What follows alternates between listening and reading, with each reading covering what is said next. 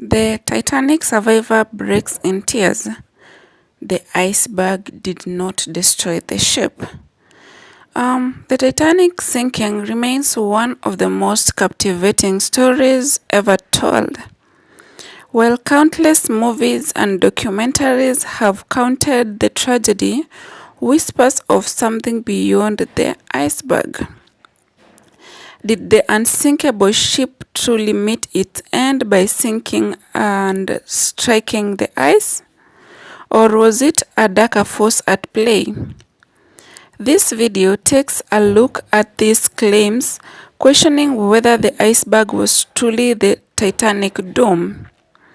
In exploring the chilling possibility of a cast Egyptian mummy on board, the Titanic was switched. The year was 1912. The world held its breath as the mighty Titanic sank beneath the ice wave of the North Atlantic. This wasn't supposed to happen. This ship was dubbed unsinkable. In recent years, a whisper has emerged from the shadows of the internet. A story so unbelievable that tickles the edges of our fascinations.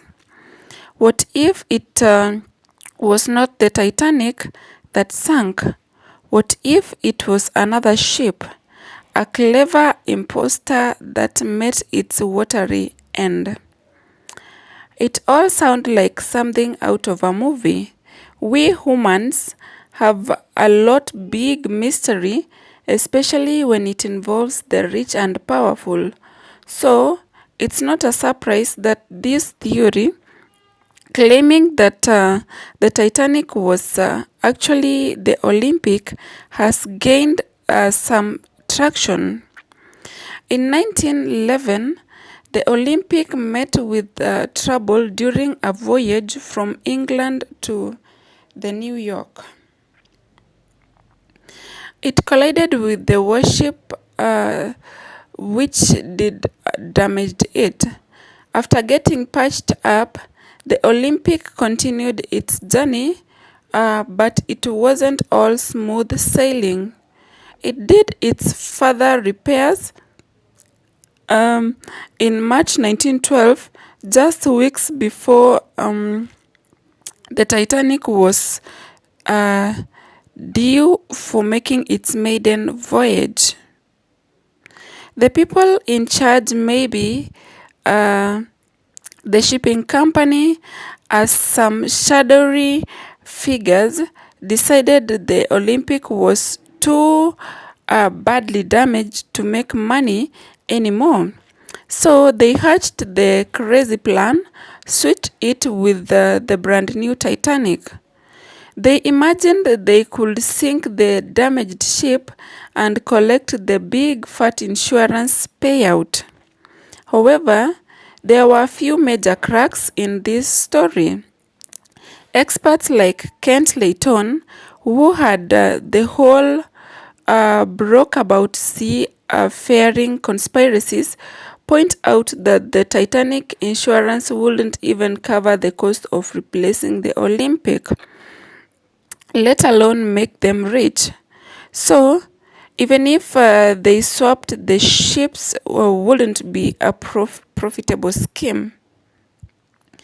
Gareth Russell, a British historian who studied the Titanic for years, doesn't mean his words when it comes to the story. He thinks it is so far-fetched, so utterly implausible that it's almost funny. The Titanic and the Olympic were not just sisters, but practically twins. They looked similar, yes, but inside were different layouts, different decorations, and even different engines, swapping them in a secret operation. People on board, from the captain to the crew, would have noticed something fishy right away. If the owner really wanted to collect the insurance, he could have just accidentally damaged the ship, like maybe a small fire. something contained and believable. That way, he would have got money without putting anyone in danger, while they're risking the giant iceberg in the middle of the ocean. So, while the idea of the sneaky ship swap might sound like something out of a movie, the reality is far less glamorous. The evidence just doesn't add up. The next is the curse of the mummy. One of the many lives lost in the Titanic belongs to William Stead, a famous British editor with the head filler, fascinating and sometimes strange ideas. Unlike most, he wasn't just concerned with the earthly matters. He was a big believer in strange things, in spirits, and the messages from beings on the grave. In fact, few years before the Titanic sank, he had convinced that the mummy in the British Museum was responsible for a string of bad lucks, fires, and accidents. Seems to be bound to the ancient artifact's will. According to Stead, this wasn't out of his quirky personal belief. Back then, many folks, especially those in powerful positions, had a tendency to blame misfortunes on the people who land they had conquered. Mysterious happenings in places like Egypt or Native American burial grounds would often chalk up angry spirits seeking revenge. It was an easy way to explain the unexplainable and a convenient way to dismiss the voice in concerns for those whose cultures and lands has been disrupted. Now, as the Titanic sails towards its fateful encounter with the iceberg, William Stead, the enthusiastic editor with the penchant for the paranormal, couldn't resist regaling fellow passenger with his latest theory. The curse of the vengeful mummy. His captivating tales of the ancient artifacts rather supportedly responsible for London's recent misfortunes were welcomed distractions from a monotony of the long voyage. Little did anyone knew that these chilling stories would take on a new tragic dimension after the unthinkable happened. When the Titanic made its icy demise, one survivor managed to reach New York and recounts dead chilling tales to the press. The media, hungry for any angle on the disaster, devoured the story. Newspapers across the countries had sensational headlines across the front pages, leaving a narrative about Mummy's revenge. The narrative, spoken with a native Egyptian princess, preserved as a mummy who brought misfortunes wherever she went. After being dug up from the tomb, the mummy was said to have caused the string of deaths and disaster across the country. Frightened by the curse, British and museum workers desperately wanted to get rid of the mummy. An adventurous American archaeologist saw the whole thing as an opportunity. Ignoring his colleagues' warnings about the mummy's wrath, he bought the artifacts eager to start his prize, but fate had other plans. The archaeologist, along with his friend, boarded none other than the Titanic. The speaking story of the mummy sailing off the Titanic turned fascinating. The unlucky mummy everyone blames is still safely tucked away in the British Museum, where it's been for over a century. That hasn't stopped some people from blaming the mummy for the tragedy. The legend seems to have a life of his own. Even without any evidence to back it up, it seems some folks prefer a good ghost story over the cold facts. The next is sunk by a German U-boat. The Titanic sinking still ranks as one of the history's worst maritime disasters. This tragedy happened just 2 years before the First World War erupted. Did the German U-boat actually send the unsinkable ship to its doom? If these stories were true, would change the story of the Titanic dramatically. It wouldn't just be a tragic accident, but it would be act of violence, an omen of the brutal warfare to come. After all, in 1915, just 3 years later, a German U-boat killed over 1,000 people. The similarities sparked suspicion. The Titanic was finally located by a team of explorers in 1985, so deep in the Atlantic. The ship right side, firmly lodged in the seabed. This is the same size that led to its fatal match with an iceberg of Newfoundland 73 years earlier. On April 14, 1912, using a special technology called subprofiling, researchers revealed details that 6 rivets had popped out of place. This popped speculations that shanty construction might have played the role in the disaster. However, there was a catch. These 6 missing rivets are only covered a small patch of the hull, about 12 square feet in total. It raised questions about the ship's quality. It seems unlikely that such a tiny area can be solely responsible for the Titanic's rapid sinking. Adding fuel to the conspiracy fire, with the account of several survivors who claimed the iceberg did not destroy the ship.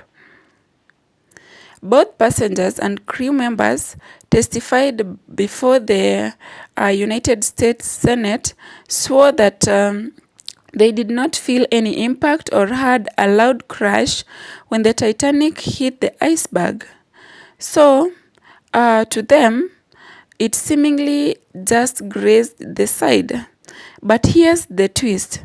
They all described hearing 4 distinct reports, almost like explosion coming from deeply within the ship after it brushed against the ice.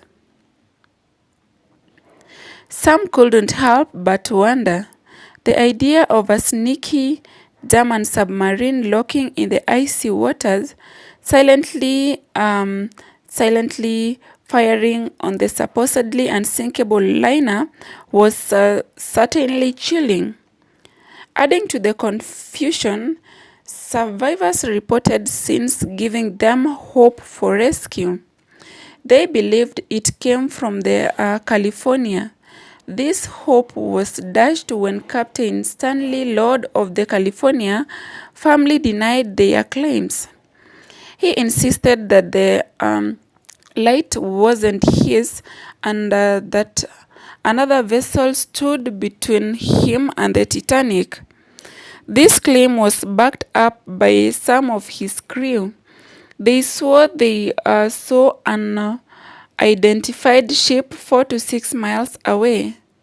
Even until around 2 a.m., some speculated that it could be a submarine surfacing after maybe causing a disaster and then vanishing into the night. It is important to note that this was not a real rescue ship that arrived later. The identity of the unknown ship remains the intensity bit. Some suspected that it could have been a German U-boat known to operate in the North Atlantic.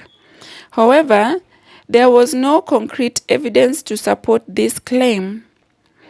Possibility of deliberate attack or accident or collision with the Titanic remain purely speculative. The next is J.P. Morgan's plan. The Titanic sinking has long been tangled in the world of conspiracy theories, and one of these claims centers around the creation Federal Reserve Bank. This theory suggests that the disaster was not an accident, but a deliberate play to get rid of influential people who opposed the creation of the central bank. Several wealthy men board the Titanic's maiden voyage, including John Jacob Astor, Benjamin Jungetain, and Isidor Sterios. J.P. Morgan, a name that still resonates with power in the world of the finance. He earned his nickname, the Napoleon of Wall Street, not through flashy displays, through shrewd business moves on the iron groups in the financial world. He played the role in the rise of American industrial giants like United States Steel. Morgan's reach extended far beyond the world's reach. He was also a tycoon of the shipping industry, owning the International Marine Company, which in turn controlled the White Star Line. The White Star Line was a proud owner of that magnificent, ill-fated vessel, the Titanic. It's not a surprise that Morgan's name will come up when we speak about the Titanic sinking. J.P. Morgan have been even attended the Titanic grand launching in back in the year 1911. Just before the big day, Morgan had a change of heart, opting instead of to stay posh lifestyle, relaxing and massaging. His last minute switched, of course. Could he have known that supposedly unsinkable ship could actually doom? Folks like George Behe and others presented more possible explanations for Morgan's change of plan.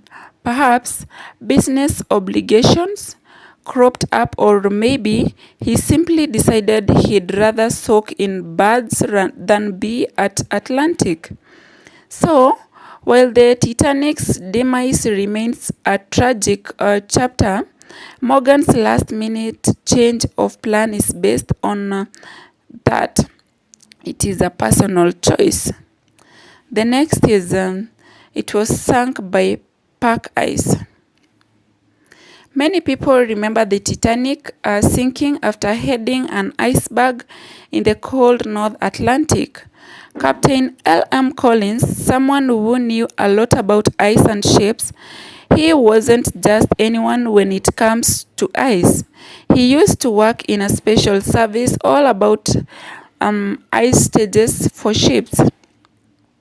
Captain Collins noted three important things: witness statements from people who saw the disaster, his own experience navigating ships through icy waters, and the damage done to the Titanic. He came into a surprising conclusion. The Titanic didn't hit a single big iceberg, but something different. He believed it struck a huge area of thick hard ice called pack ice, frozen for years, making it extra strong and dangerous. So, instead of one big bomb, Captain Collins thought Titanic might have scratched this field, caused lots of smaller damages added up to a big disaster. In his book, The Sinking of the Titanic, he diverted and derived and dived deeper into the events leading up to the tragedy. He describes how about 10 minutes before the sinking, the lookout saw something strange on the horizon, stretching about 20 degrees in both directions from the front of the ship. Captain Collins argues that this wasn't just regular hails. He believed that it is actually a massive stretch of pack ice filled with hardened ice that has been floating in the Arctic for years. The lookout described the ice being around 60 feet high, a surprising height, but according to other accounts, like Quartermaster Rowe, who saw it from the dark position. The officer Boxhall even claimed it was barely about the water. Why these big differences in how high the ice seemed? Captain Collins explained that there is a special trick the icy ocean can play on rice. When the sea is flat and the air is incredibly cold, things close to the water can look distorted. Imagine if you were standing on a frozen lake. It's a bit like mirage that's caused by the cold air messing with how light dances. This is why Captain Collins believed that the lookouts overestimated the ice height. This helps explain why other people observing them from different angles, more experienced, saw the ice differently. The ice was bending the light and playing tricks on their eyes. Captain Collins didn't just rely on witness statement, he also brought science into the picture. He argued with something called the Bernoulli effect, proves that the Titanic couldn't have hit the big iceberg like everyone believes. Now, if the iceberg was truly the size of the hotel, this scraping wouldn't just leave scratches. It would have ripped the entire side of the Titanic and sunk the ship instantly, and not the agonizing 2 hours that they actually took. It's an intriguing theory, and one that adds another layer of mystery to the already tragic story of the Titanic. Whether it's the true explanation or not, it highlights the challenges and dangers of navigating through icy waters. Here's the moment for subscribers' pick. The Titanic, majestic, unsinkable, or so they thought. This giant of the sea plunged into the icy depths in the year 1912, taxing over 1,500 souls with it. For over centuries, countless stories bubbled up, tales of hidden fires, graves, and even whispers attacks. While the iceberg collision is widely accepted, some argue otherwise. The survivor claiming the iceberg did not destroy the ship, it was a fatal blow from a hidden crack. Some said the ship wasn't built as hard as advertised. Its rivets brittle in the freezing waters. Others whispers of fires burning unseen, and then there is early tale of mystery ship nearby. The wreck, finally discovered in 1985, tells a story of ships snapping in two. But it's something else walks in the shadow, contributing to the tragedy. You may never know for sure. What do you think? Is it just the iceberg, or is it something mysterious looking beyond the waves? The next one is the hidden message. In the aftermath of almost every terrible event, whispers start swirling around. People start talking about how some of or someone who was somewhere could have seen it coming, if they could just knew what to pay attention to. It's like these big tragedies leaves ghosts behind. Ghosts made of what ifs and if onlys. We hear it after assassinations, when people point out strange things victims people say or did before. We hear after earthquake with the rumors of an unusual animal behavior or weird weather patterns days in advance. Even plane crashes get caught up in it with the talk of bad dreams or unsettling feelings someone had before boardings. The sinking of the Titanic was no different.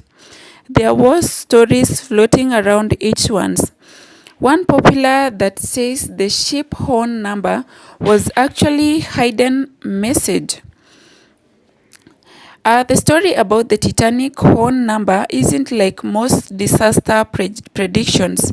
This claims that some people saw a warning sign before the ship even sailed. They say people working in the Titanic in Belfast, mostly Catholics, saw a bad omen in a number painted on its side. These workers thought the number was a nasty message against their religion, something but thereby their bosses. They were so upset they even stopped working for a while. They refused to put another one until the bosses promised it was all just a coincidence, a weird trick of numbers, and the mirror. The number is 390904. And normally that won't be anything special. But here is the twist. When you write that number in longhand and then flip it, like you are looking in a mirror, suddenly it spells out something shocking. And for these Catholic workers, that was the big deal. The legend needs two things: the Titanic number and its workers freaking out of it. 390904 wasn't the Titanic's special code. Official code shows the number as 131428 and the shipyard itself called 4 or 1. No secret hiding there. The second part turned out that most of the workers when the Titanic was built was Catholics. They were mainly Protestant. So, this idea doesn't really add up. So while the no pop story might sound dramatic, it lacks the basic ingredient, and to be true, the numbers don't match and the people that supposedly affected wouldn't have cared anyway. It's a more like a whisper in a wind than a hidden clue etched in steel. The next is racing towards tragedy. Captain Edward Smith, whose name is forever in history, alongside the Titanic, wasn't just the captain of the ill-fated ship. He was a seasoned sailor with a long and successful career at sea. But the shadow of Titanic demise clings to his memory, filled by whisper and rumors that swirled after the fateful night. Many people pointed fingers at Captain Smith, laying their claims of the tragedy at his fate. Some claimed that he was pressured by the White Star Line, the Titanic Zona, to maintain high speed despite the dangers lurking in the icy waters. Others believed he ignored warnings from other ships about the threat of icebergs. These accusations were serious, and both the United States and the United Kingdom launched official inquiries to investigate the disaster. Did the White Star Line prioritize speed over safety? Did Captain Smith disregard crucial warnings? Whether any action that could have prevented the tragedy. When it comes to the Titanic's fateful journey, the question of speed has remained a burning amber. Many believed she sped recklessly towards her doom, with Captain Smith blamed for pushing the engines despite the risk. The official inquiries dwelled deep into this, particularly pressured Smith to keep up the pace. The revelation is here. When the Titanic was moving fast, she never reached her full potential.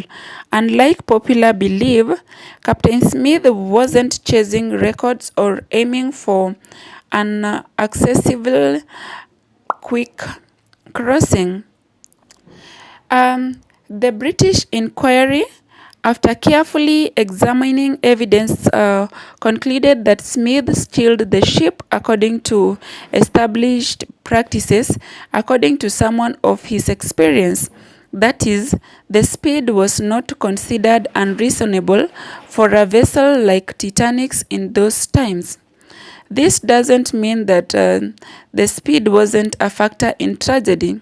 The inquiry acknowledged that the smaller ship might have had more time to maneuver around the iceberg. It also highlighted other contributing features. The mystery surrounding Titanic fate goes beyond the questions of speed. Doubts also swirled around Captain Smith's handling of warnings. Fourth Officer Joseph Boxhold, key witness, shed light on this question. He revealed that he and Captain Smith plotted the coordinates so early ice warnings, carefully aware of the potential dangers looking on their paths. These early warnings were hidden and adjustments were made. However, as the night went on, more ice warnings flooded in, but they never reached Captain Smith's early warning. And they didn't reach Captain Smith's ears. And why? Why didn't it reach Captain Smith's ears? The Titanic's Marconi radio system, overburdened with passenger traffic, simply couldn't handle the influx of urgent messages. These crucial warnings got stuck in the telegram, the life-saving information never reaching the ears that needed it most. The stories surrounding Captain Smith's final moment about the Titanic have also taken a life of their own. Some, that is, rescuing the baby before returning to the sinking ship, that is, he is a hero. He was a hero. Majority speak of Captain Smith standing on the bridge as the Titanic plunged into the icy depth. Eyewitnesses claims they saw him diving in the frigid water, choosing to go down with its ship. While we may never know for sure what transpired in Captain Smith's final moments, Captain Smith, along with more than 1,500 others, met his end in the cold embrace of North Atlantic on that fateful night in April 15, 1912. His body remained lost to the sea. The next is the fire. Not only did the Titanic face the icy threat of the Atlantic, but there were rumors about the hidden danger within its very belly. Some believed that fire sparked within one of the ship's massive cold bunkers for days before the fateful journey even began. These fires came on coal powered ships due to spontaneous combustion. Crew members battled the blaze with hoses, shifting the burning coal around and even shoveling it directly. This hidden fire was ignited the imaginations of some, leading them to theorize that it may have played the role in the tragedy beyond simply being a nuisance. Some suggest that the intense heat weakens the ship, making it vulnerable to the iceberg's impact. Some suggest that shoveling the burning coal into the ship furnaces pushed the Titanic. Up to that point, I hope that you found the video informative and helpful. So, let me know your thoughts in the comment section. Kindly ensure you like, subscribe, and you share. Leave the comment. The most important thing, turn on the notification bell so that whenever I upload the video, you'll be among the very first person to get notified. Let's meet in our next video. Bye bye.